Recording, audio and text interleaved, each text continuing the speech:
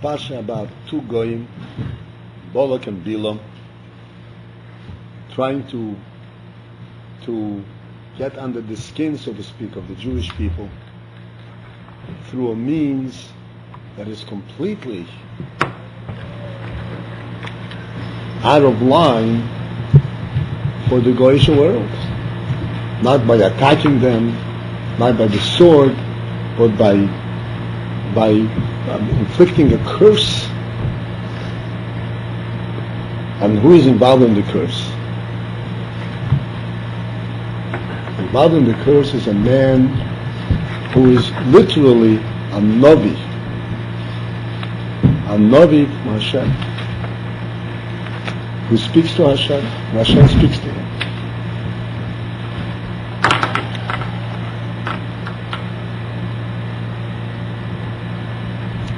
Bilam had a big yichus. Everybody knows what yichus is? Backward ancestry. Bilam was a descendant of Lavan.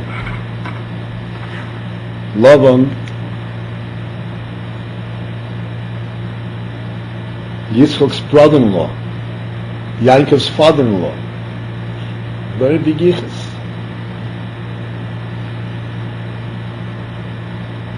And there were, throughout this dynasty, there were many people, they were all, we can't really tell, but they were all quote-unquote great men, scholarly, with deep insights.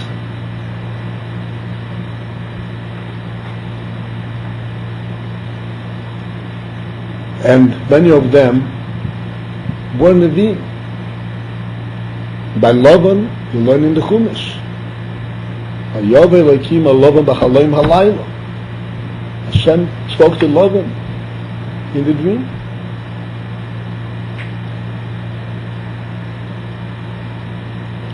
And throughout this entire dynasty, there were many like that. It's in fact, Bilam ben Be'oir, Bilam's father, was also another.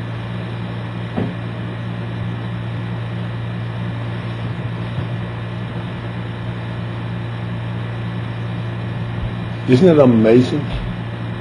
Here you have Nevi, and I want to say one more thing about their Nevi'is.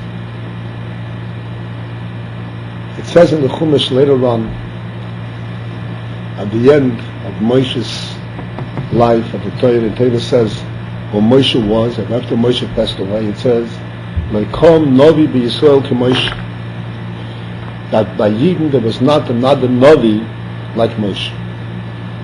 Moshe was supreme Navi. No other Navi compared to him. So the Gemara says, the emphasis in the Pasuk, Lekom Navi Oid Yisrael ke Moshe. By the Jewish people, there was not another Navi comparable to Moshe. However, Ba'umeis ha'olam kom. For other nations, there was another Navi that can be compared to Moshe. Manoi, who is that? Bilam ben Be'oir. Bilam ben Be'oir was a Navi. He was Moshe Rabbeinu's counterpart by the Ummah Zohar.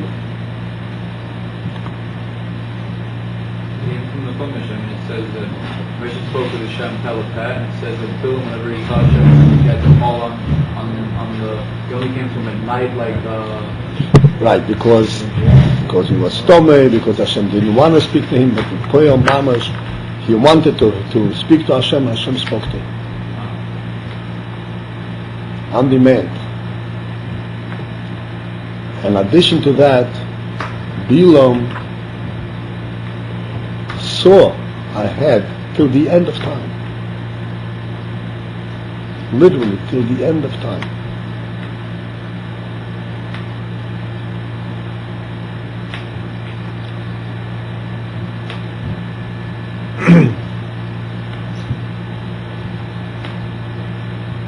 And yet, all of these Nevi'im,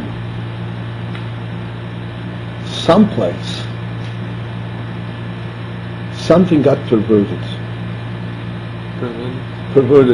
confused, offline, going the wrong way. Lavan, the first one that we know of, Lavan, Yankov marries his daughters, and he was constantly attacking Yankov.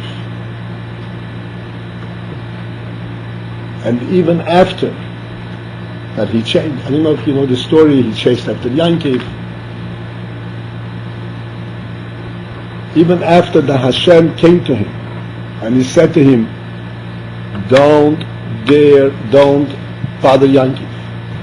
I warn you, don't do anything wrong to Yankov. Hashem himself says to him, don't bother Yankov. So he was afraid to touch Yankov, but he went out and he gave all kinds of arguments to him. He was still arguing with him. And then at the end, before he left, he says, all of this that you have, Yaakov, belongs to me. Except I have nothing to do. I can't help it. God is taking it away from me, but it all belongs to me. In other words, Hashem is taking it from me, and I can't help it, but I protest. Anovi, protest what Hashem is doing.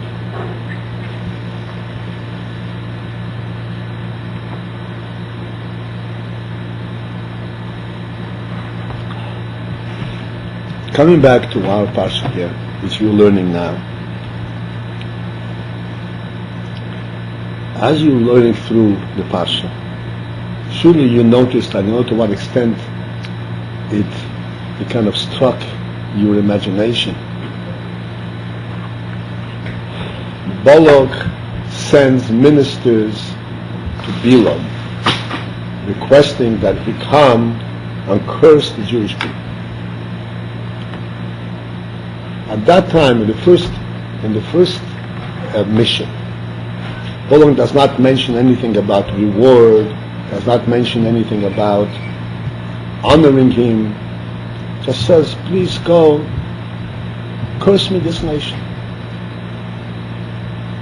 Why doesn't he mention to him, I'm going to honor you, like in the second mission, he says, I'm going to reward you, I'm going to honor you, you will never reward it the way I'm going to reward you. Please come. The first time he doesn't even mention it. Why? Because Bolak knew well that Bilam is just as anxious to hurt the Jewish people as he is. He doesn't need any reward, he doesn't need any enticement. Come, I'm giving you an opportunity.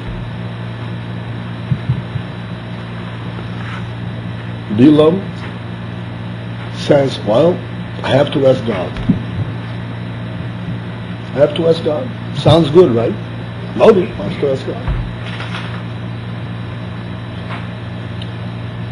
Hashem comes to him and strikes a conversation with him. Tell me, my friend, who are these people in your house? So here's a Navi who knows Hashem, who has learned, who has a profound understanding. The minute Hashem says to him, who are these people? In the back of his mind, the clock begins to tick. He says, he doesn't always know everything, does he? His mind is constantly on the reverse view. Constantly confusing, constantly misleading. He doesn't really know. Let me try. Maybe I can confuse him. Who are you talking about? A Navi who knows Hashem. Not a simpleton. And yet, somehow, he allows himself to be misled by his inner mind. And he says to Hashem, you know, these people are ministers from the king of Moab, Bolak.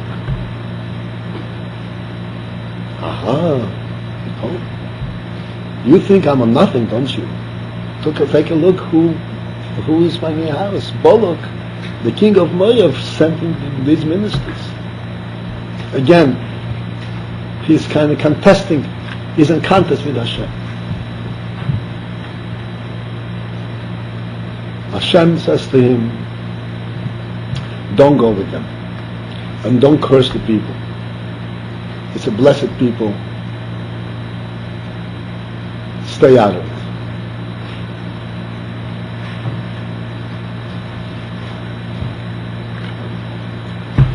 Bilam gets up in the morning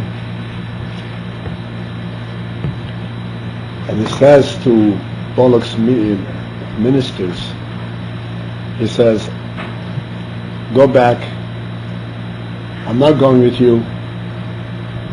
God does not allow me to go with you. It doesn't say God does not allow me to curse the people.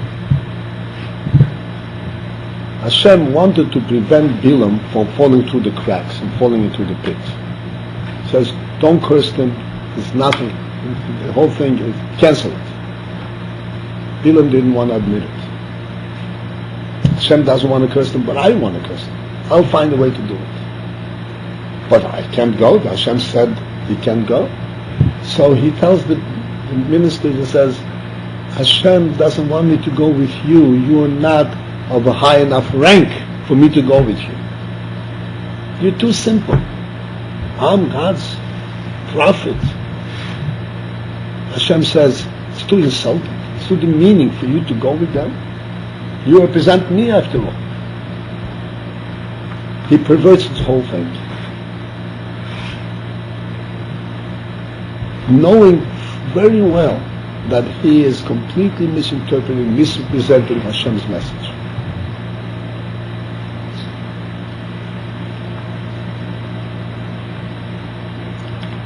So then Bolak gets this message back. He takes it verbatim. Well, I have to do it with greater pomp, with greater respect. So he sends a higher ranking ministers, and he comes with a new message to him. You have no idea. You're talking about honor. The honor you're going to get by me you've never seen before.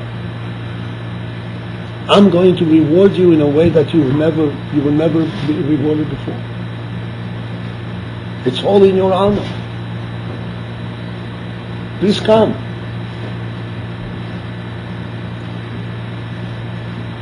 Bilam says, okay, let me ask God what he thinks about this. So Hashem says to him, you're talking about your personal business, you're going to get rewarded, you're going to get paid for this, go ahead. If you want to do business, it's fine. But remember, you can't say my name anything that I don't tell you to do. You can't say anything that I don't tell you. Again, Bilam allows himself to be fooled.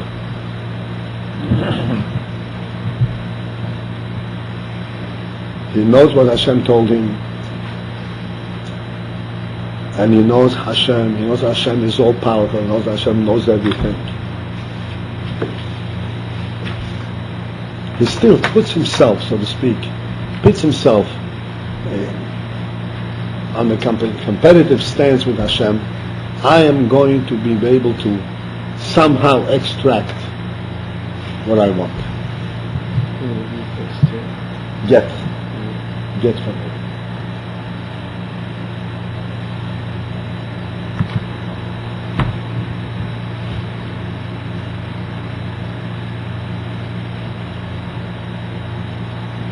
Then Bilam proceeds to go with them.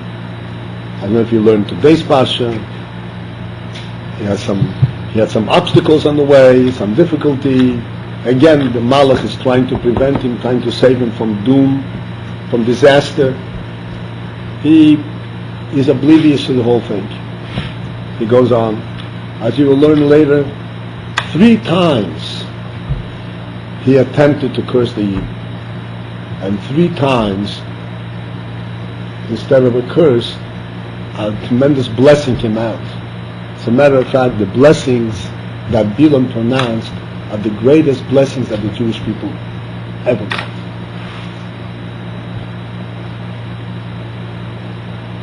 These are blessings, speaking about the Jewish people, like I said, till the end of times. The time of David HaMelech, the time of Mashiach. the indestructibility of the Jewish people, the eternity of the Jewish people, the ultimate conquest of the entire world, conquering. There's a question.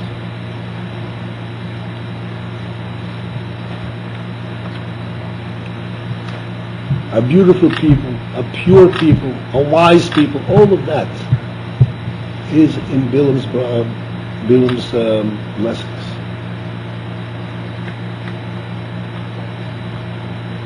That is the pasuk, whatever is blessed is already blessed. Only what he first will be first. Repeat your question again, please. Rabbi Grimwell, lighting our eyes before, said, whatever Bilam blesses, already blessed. He just saw that something is blessed, so we just pointing out that something was blessed.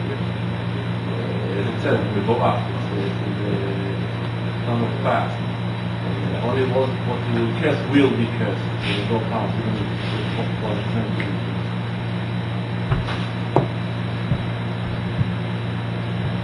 I don't know exactly what Rabbi Greenwood was referring to, but in terms of the Jewish people, what Bilam said, that the Jewish people are such a people that if somebody blesses them, then he becomes blessed. And if somebody curses them, then he gets cursed.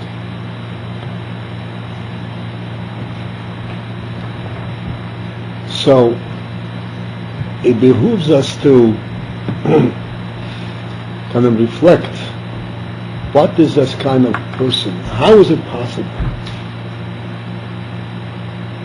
How is it possible for a Novi who speaks to Hashem to be at the same time so perverted, so lowly, so false, so greedy, so much into the world, so much into his own covet, money? I know it. And then ultimately you will learn,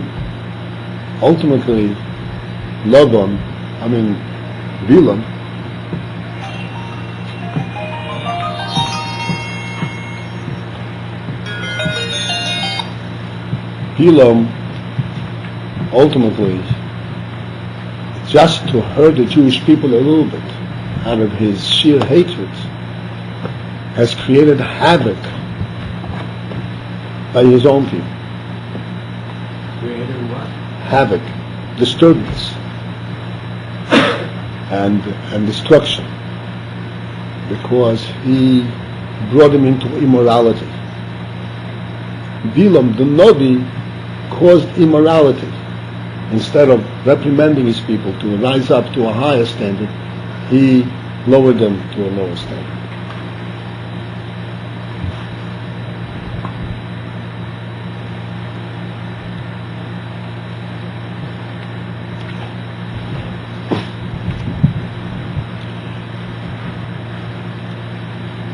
All this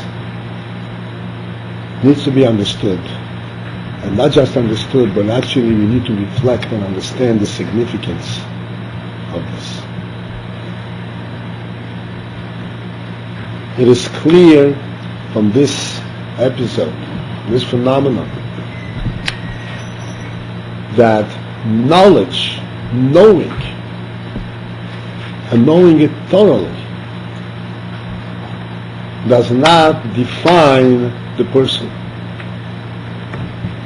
does not in itself give a person a perspective and a path in life.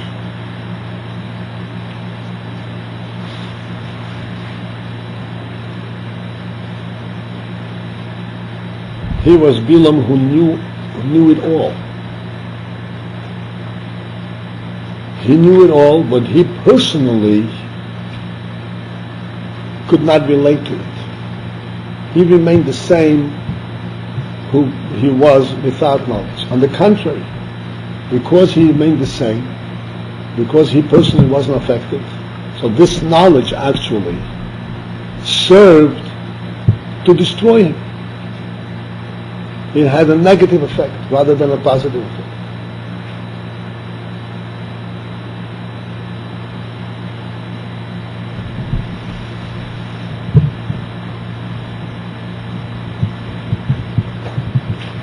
There's an interesting posuk in Tanakh Iyov.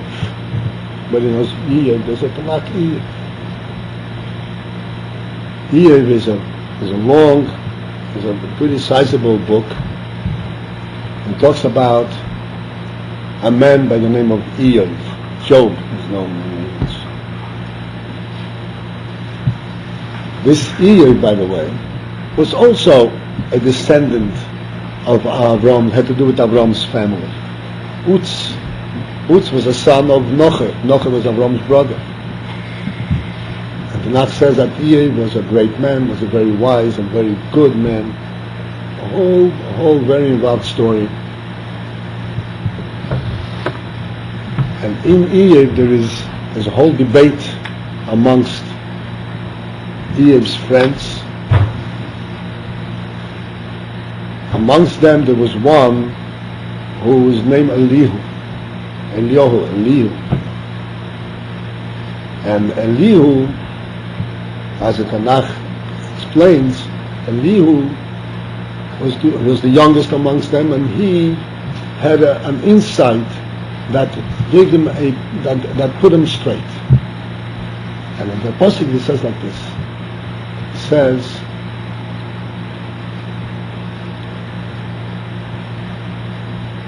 Omarti, I said to myself, he says, I was sitting here and listening to you debate, and I didn't dare interrupt because I'm the youngest.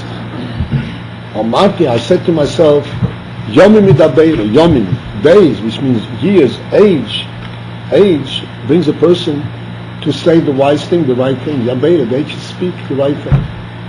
Reif shonim yagidu chochma. Many years they teach a person wisdom.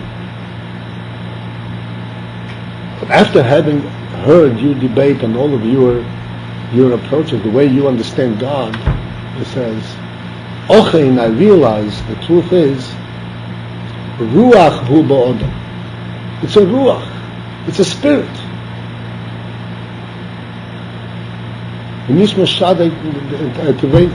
It's a godly soul that teaches him. It's not his experience, it's not his learning. And if you can learn and know, but if you do not have that godly spark, and if you don't relate to God from the soul, a direct relation, then your learning is either to naught, has no positive effect, or it has a negative effect.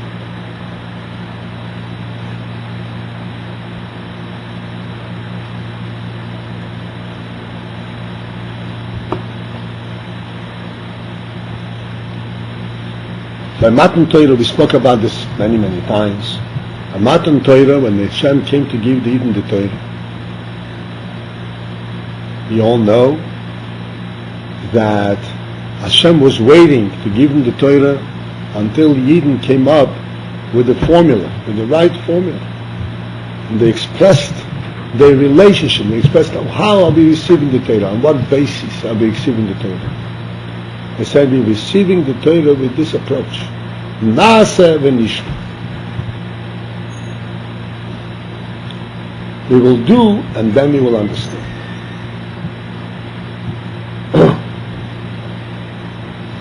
So I'm sure you heard this term, Nasa v'nishma, Kabbalah soil and so forth. There is a profound message in this, in addition to the practical directive. Because if one does not understand, how does he do? How does he say, I'm going to do it if I don't understand? On what basis? Who is saying Nasa if he doesn't know? And the answer, of course, is that the Eden said we are accepting the Torah not with our seichel, not with our midas, not with our hands, with our feet. We're accepting the Torah with our soul.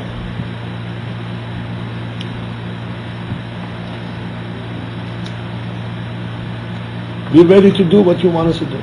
Why? Because we, us and you, are one thing. Because we are connected to God directly. You want us to learn? You want us to know Torah? Of course we'll learn Torah. But that's part of our connection. That doesn't create our connection. That is part of our connection. That develops from our connection.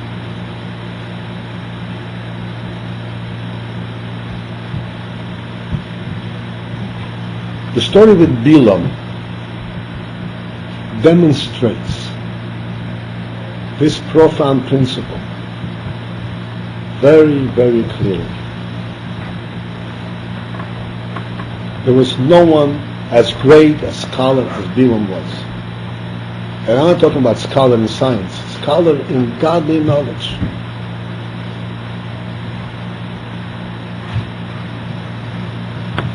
But in his soul, in his personal interest, his personal commitment, he was not committed to God. He was committed to himself.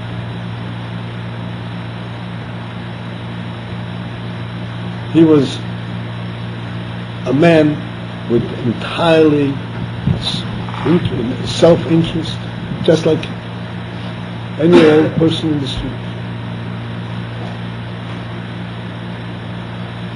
And with this approach, this hasn't changed. With all his scholarly pursuits and achievement, didn't change. All he did was, at everything that he learned, he looked for a way to utilize it for his own self-benefit and self-aggrandizement. And of course, we have now a picture of a complete pervert,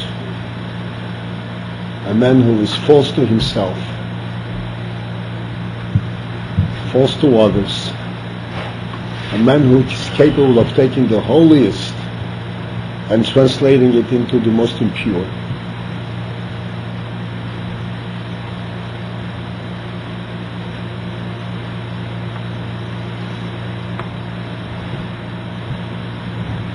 And ultimately bringing disaster upon himself and upon all people that he comes in contact with.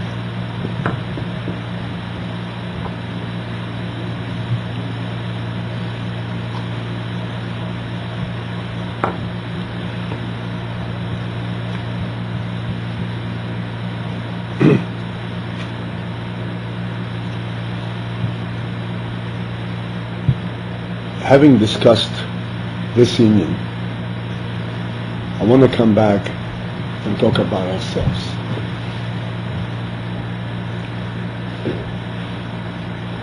Which is ultimately the aim and the purpose of these sessions.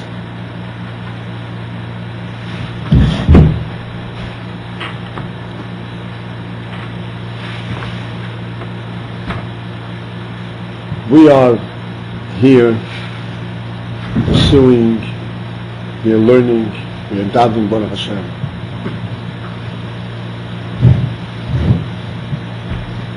And hopefully each one is successful, accomplishes to the best of their abilities, everyone in their own way.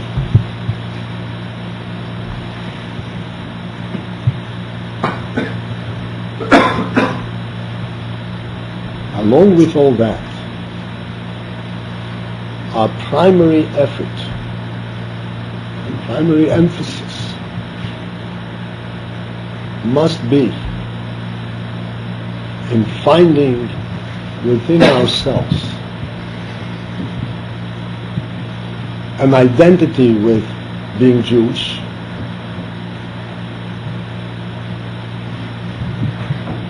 an identity with godliness, with faith, with emunah,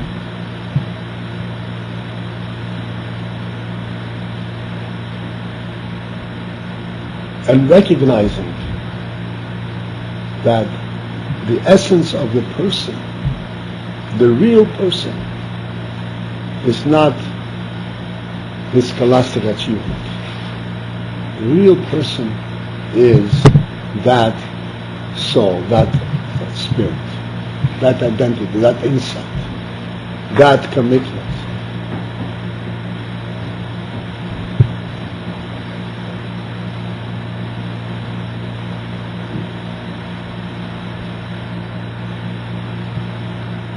We must slowly, but accurately and deeply be honest with ourselves. Find in ourselves a connection to Yiddishkeit.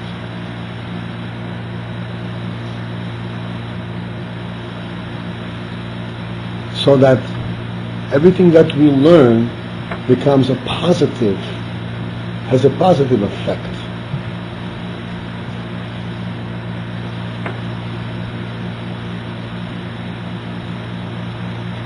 We do so that we are not looking for ways out. We're not looking for shortcuts. We're not looking for misrepresent ourselves. That's insignificant. That's totally meaningless.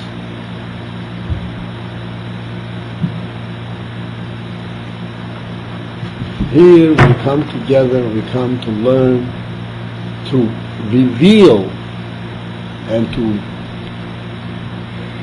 activate the Jewish spark that is within each one of us.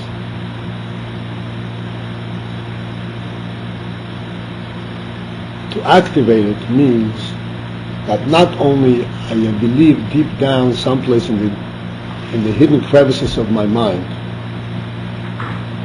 but I actively think with it. I relate to it.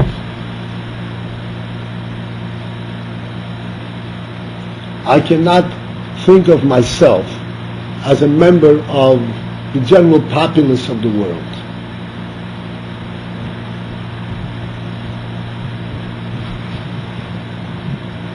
I cannot think of myself as a member of free thinking society. Because free thinking means that I don't have a basis. Like I mentioned to you what Elihu said to his friends. You think that you are going to get wisdom and knowledge by investigating, by research. That's not what that's not what it is. That's not where it resides.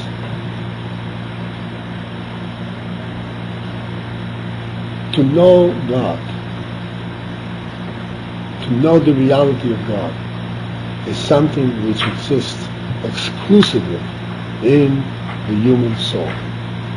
This is where it's at.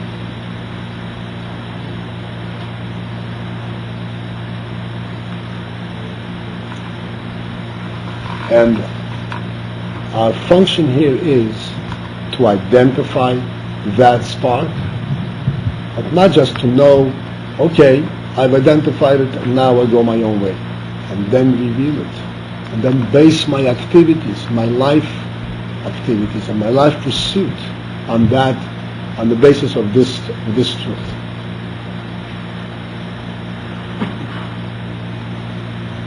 Without that commitment, without that type of relationship, God forbid, a person has a shalom, nobody should suffer that. But we don't want to emulate Bilam. We don't want to have any similarity to Bilam. They speak to God, oh, I'm great, I speak to God, but I do my own thing. And God means nothing to me except a source of power, a source of wealth, a source of honor. That's not what Yiddishkeit is about. Now, I'm saying this not that Chas v'Sholom I suspect anyone having that idea. I'm saying it because to relate to that spark, to recognize that spark, and then to relate to it, and then to identify with it and make that at the center of a person's life, that is really a hard work. That is not something that comes easy. Because the minute, like the Alter Rebbe explains, the minute you finish Shema Yisrael with closed eyes, you open your eyes and what do you see? A big world.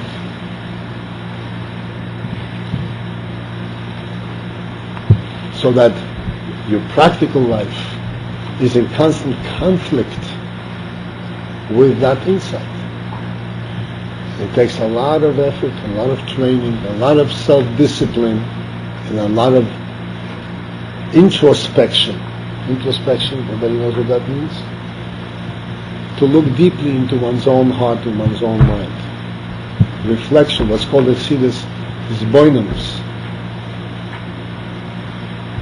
To remove all external obstacles and allow a little light from the soul, from that spark to shine and illuminate my way in life.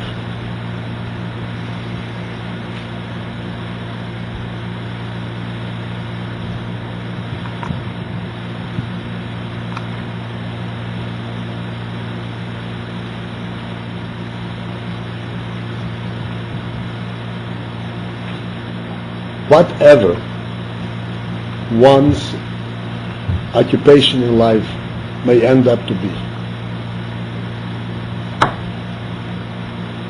whether one is a business person, a professional, a teacher, a rav, whatever it is, even a rav, you'd say a rav is involved in paskin shaylas and giving even a guidance in Torah. The Mishnah says the Rav has to be careful to do everything L'Shem Shamayim. How can it be otherwise? He's passing Shabbos in the Torah. So the Mishnah knows. You have to be careful that whatever you say should be L'Shem Shamayim. Because everybody is challenged on that score. Everybody is what? Challenged. Everybody. It's an nisoyin to everybody.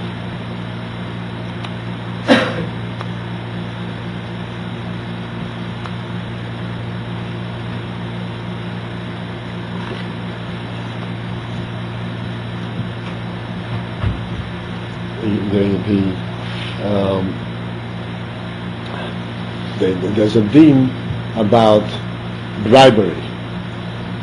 You know what bribery is? Shochat. Shoichat. How do you say shoichat? Bribery?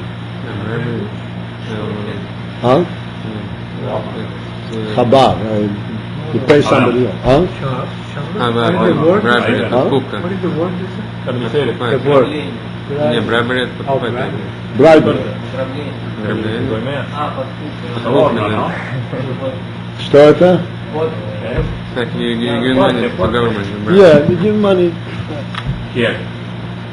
Купай. Взятку давай.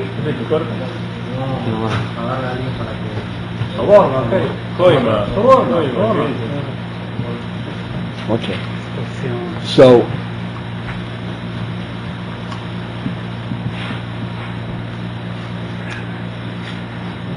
it says that if two people come to a Rav with a dispute, they have a din Torah, they have a dispute, and the Rav has to adjudicate between them.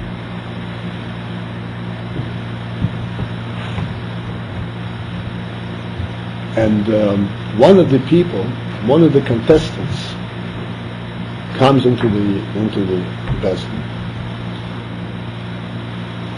and he offers the Rav a cup of tea. It's not his tea, it's not his money. All it is, he offered him a cup of tea. Even more than that, the tea was standing over here, and the man bends over and brings it closer to him. Right? An innocent act.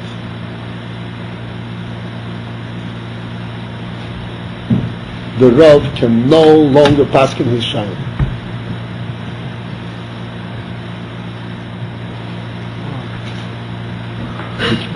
Because he's already affected. This is how sensitive a human being is to personal interest. Rav dedicated to paskin his shaylas. But personal interest always sways a person's mind. And in certain instances it says that once a person received, real favor, it says he will think he is paskening a pitoira, and even though he is perverted his own fault. A person is always misled by personal interest. Here in the yeshiva, during the period that we are here, it is our wonderful chance to be honest with ourselves. Here you're not going to lose anything. You're going to have your lunch, you're going to have your supper, to be honest with ourselves and to come to full grips into understanding who we are. That is more important. That is more important than anything that we learn. In order that what we learn should be real Torah, should be Hashem's Torah, a holy Torah, a Torah that will give us real guidance. We have to connect to our faith, to our belief, to our soul.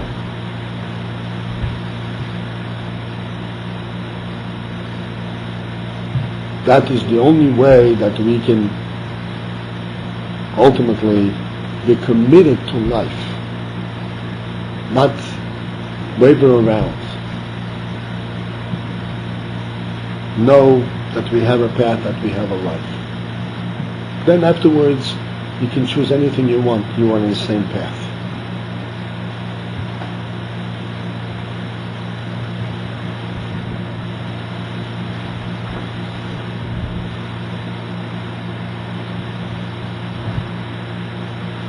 I mentioned to you in the past the story, I think not long ago we mentioned it, the story of the Rebbe Rashab, that he had a distant cousin who was an apikoiris. Remember that story? He had a distant cousin, Achad Ha'am, who didn't believe in anything. But he was a rich scholar. In both. He was a scholar in Torah also. Originally he was a yeshiva, very good head, and he knew a lot. And then he became Rebbe Chapikoris. He went off the path completely. So one time there was a meeting, a get-together between the Rebbe and this Achad Ha'am, and they had a session, they had a discussion for some time. Afterwards, they each made a comment about each other, about the other. So Achad Ha'am said about the Rebbe. Anybody remembers what he said? He knows the world and he is intentional. Huh? No. There's Torah. No. That was a Bolak. Yidei as Ha'olam. He paraphrased what the Gemara says about him. He knows the world, just like we say, he knows his master and he wants to rebel against him. So he said that on the Rebbe. The Rebbe knows the world. The Rebbe is not a battler. He's not sitting over there in the Lubavitch, hiding away from the world, not knowing what's going on. He knows exactly what's going on in the world. And he stands up and he really wants to rebel against the world. He wants to change the world. He doesn't agree with it. That's what the Chazal said about that. The Rebbe said about Chad Ha'am. What did he say about Chad Ha'am? I don't remember. Remember? legal in Yamsuf, you're not doing that same clear. Right. What's that? The Rebbe said that if a Chadam should stand by Kriyas Yamsuf, by the Yamsuf, and he would see how Moshe Rabbeinu lifts his staff, his cane, and he smites the waters, and the waters split. And he didn't walk right into it, and the land becomes dry, and he didn't walk right through. And the Mitzrayim chase after them, and the waters come back, and the whole episode, the whole story of Kriyas Yamsuf. You would think he would be touched, he would change his mind, he would remain the same Epicurus. He would remain the same Epicurus after having seen all of that. What does this tell us?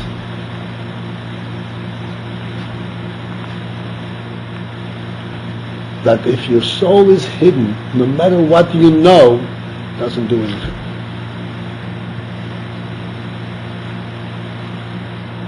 This Chadam was a Jew, so he had a soul, a godly soul, but it got so buried under that he was totally unconscious of it. And no matter what you see, what you know, all the miracles, does not affect it. Because you don't want to believe. Excuse me? Is it because you don't want to believe? How can you not believe when you see a splitting of the Yamsuf? I know, because belief is a special quality in the person. Belief is not, I was proven. Proven is not enough. You can be proven something, but I don't want to think like this. I can't relate to it. Belief is a special faculty. You know what a faculty is? Well, you know English. A faculty, a special koyach in the person. It's called a munah. Belief is not on the basis of proof. Belief is a faculty in the person. Sorry? You understand? It is in the person. There's a soul. That soul is what gives the person the sense. Please understand what I'm saying. That life and the world is real. That it's not an imagination. It's not just what appears, but it's real. That's a moment. Because once life is real, then there has to be a real God that made it. And I can't ignore it, I can't close my eyes to it. It's real. That's a special faculty that we have that the person has. And if we don't employ that faculty and we base, as we show everything on external observation, then no matter what we observe, we are not touched. We don't have a means, a basis, a way to relate to it.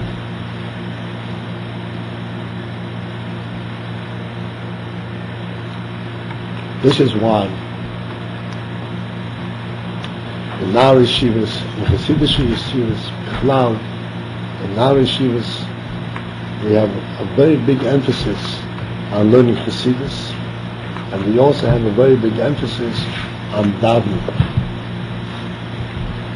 When a person davens, he doesn't acquire any knowledge. Like when you learn, I know something, I know Shulchan Aruch, I know Gemara, whatever, I become a lamb. You can daven, you have nothing to show for it. But one thing that you have, when you daven, if you daven honestly, you think and you challenge yourself to think of the fact that you are actually davening to Hashem. And that's the moment where Hashem becomes real to you. Somehow you're relating to it. And if you can relate to Hashem, even for one moment, you're a real person. You have touched your soul, you're a real individual, a real human being.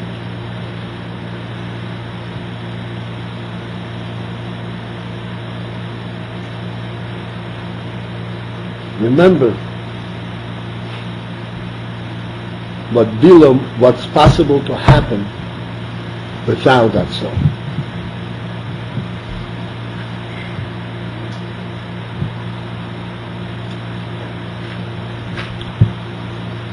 One can learn, know, and nothing happens. Not only learn, like Bilam, he didn't only learn. Hashem spoke to him. He saw Malachim. You learn right later on. He saw a Malach, one Malach, another Malach.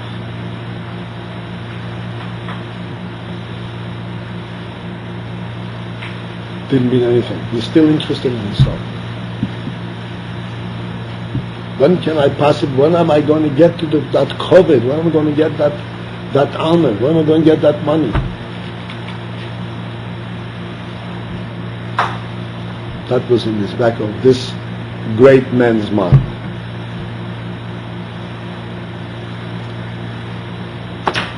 So, my friends, remember, you have an opportunity here.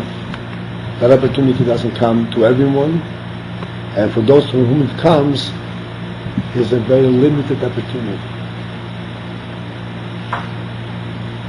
Here you have a chance to delve in, to daven, to learn, to be honestly yourselves, and which can come out full-fledged human beings, living people, to whom life means something.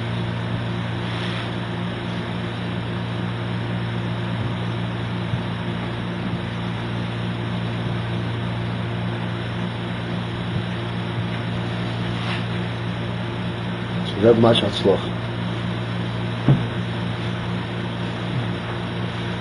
This is it for today, gentlemen.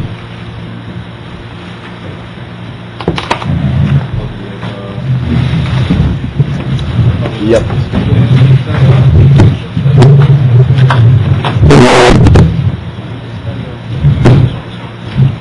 Who's taking care of this? Who's taking care of this? Pretty good. More,